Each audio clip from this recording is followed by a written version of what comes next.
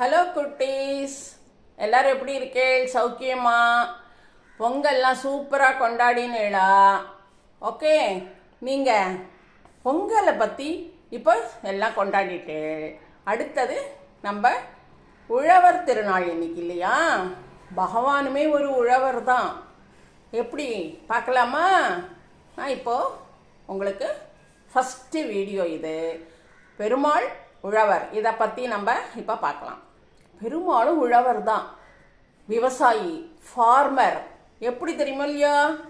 நம்ம எல்லாரும் இங்கே பூலோகத்துக்கு வந்திருக்கோம், பூலோகத்தில் இருந்துட்டுருக்கோம். ஸோ நம்ம எல்லாரும் இங்கே பிறந்திருக்கோம். செடி எப்படி முளைச்சி வருது, அதே மாதிரி நம்ம பிறந்து வந்திருக்கோம்.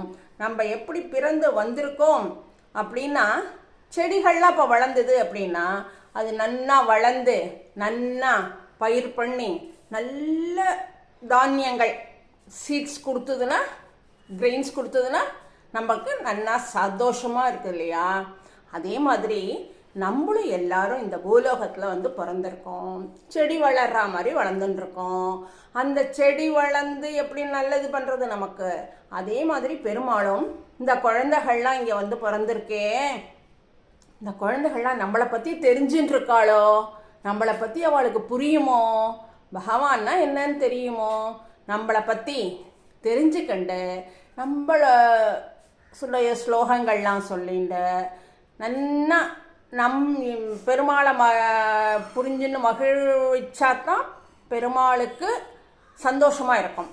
அதே மாதிரி நம்மளும் பெரியவா சொல்கிறதெல்லாம் கேட்டுண்டு சாஸ்திரத்தில் சொல்லியிருக்கிறத பிரகாரம் நடந்துட்டோம் அப்படின்னா நமக்கும் நல்லது நடக்கும். எப்படி?